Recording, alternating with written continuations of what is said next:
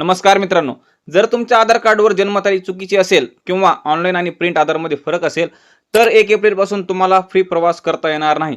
होय, तुम्ही बरोबर ऐकलंय. एनसीएमसी कार्ड काढताना आता आधारवरील माहितीची थेट पडताळणी होणार आहे. आणि जर तुमच्या कागदपत्रांमध्ये जरी थोडासा फरक आढळला तर तुमचं कार्ड थेट रिजेक्ट होऊ शकतं. आजच्या व्हिडिओमध्ये आपण जाणून घेणार आहोत कोणाला कार्ड मिळणार, कोणाला नाकारले जाणार, दिव्यांग प्रवाशांसाठी काय नियम आहेत आणि सर्वात महत्त्वाचे तुम्ही आत्ताच काय करायला हवे. व्हिडिओ शेवटपर्यंत नक्की पहा, कारण शेवटी मी सांगणार आहे एक महत्त्वाची सूचना जी तुमचा फ्री प्रवास वाचवू शकते. मित्रांनो, राज्य परिवहन विभागाने आता एनसीएमसी कार्डसाठी कडक पडताळणी प्रक्रिया सुरू केली आहे. हे कार्ड म्हणजेच नॅशनल कॉमन मोबिलिटी कार्ड, जे देशभरात विविध सार्वजनिक वाहतूक सेवांसाठी वापरले जाणार आहे.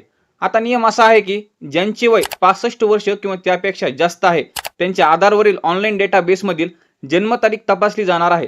पण जर तुमच्या प्रिंट आधारवर एक तारीख आणि ऑनलाईन आधार डेटामध्ये दुसरी तारीख असेल तर तुमचे एनसीएमसी कार्ड थेट नाकारले जाईल. म्हणजेच तुम्ही 65 वर्षांचे असाल तरी डेटामध्ये चूक असेल तर फ्री प्रवास बंद होणार आहे. आता सर्वात मोठा मुद्दा दिव्यांग नागरिकांसाठी. नवीन नियमानुसार ऑनलाईन नोंद असलेले अपंगत्व 40% किंवा त्यापेक्षा जास्त असेल तरच कार्ड मिळेल. पण जर प्रिंट सर्टिफिकेटवर 60% दाखवले असेल आणि ऑनलाईन नोंदीत 30% असेल तर कार्ड मंजूर होणार नाही. म्हणजेच फक्त कागदावर जास्त टक्केवारी दाखवून आता फायदा घेता येणार नाही. सरकारने स्पष्ट संदेश दिला आहे, डेटा मॅच झाला तरच लाभ. आतापर्यंत काही लोक चुकीच्या कागदपत्रावर फ्री प्रवास करत होते. डुप्लिकेट माहिती, चुकीची जन्मतारीख, खोटी अपंगत्व प्रमाणपत्रे. पण आता एनसीएमसी प्रणाली पूर्णपणे डिजिटल पडताळणीवर आधारित आहे. यामुळे बनावट लाभार्थ्यावर आळा बसेल, खऱ्या पात्र प्रवाशांना न्याय मिळेल, सिस्टम पारदर्शक होईल. हा बदल अनेकांसाठी धक्का असला तरी प्रणाली स्वच्छ करण्यासाठी मोठे पाऊल मानले जात आहे.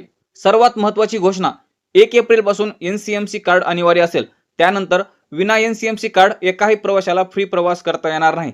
जुन्या ओळखपत्रावर फ्री पास मिळणार नाही. कागदपत्र तपासणी थेट डिजिटल सिस्टीमवर होईल. म्हणून ज्यांच्याकडे अजून कार्ड नाही त्यांनी तात्काळ नोंदणी करणे आवश्यक आहे. आता सर्वात महत्त्वाचा प्रश्न, तुम्ही काय करावे? तुमचा आधार ऑनलाईन तपासा, जन्मतारीख योग्य आहे का ते खात्री करा, प्रिंट आणि ऑनलाईन डेटा जुळतो का ते पहा, दिव्यांग प्रमाणपत्र ऑनलाईन अपडेट आहे का ते तपासा. जर काही चूक आढळली तर तात्काळ दुरुस्ती प्रक्रिया सुरू करा. उशीर केल्यास 1 एप्रिल नंतर अडचण येऊ शकते.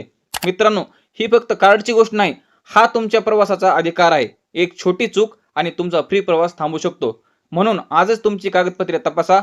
जर तुम्हाला ही माहिती उपयुक्त वाटली असेल तर व्हिडिओला लाईक करा, शेअर करा, कारण कदाचित तुमच्या एका शेअरमुळे एखाद्या ज्येष्ठ नागरिकाचा फ्री प्रवास वाचवू शकतो. आणि अशाच महत्त्वाच्या सरकारी अपडेटसाठी चॅनलला सबस्क्राईब करायला विसरू नका.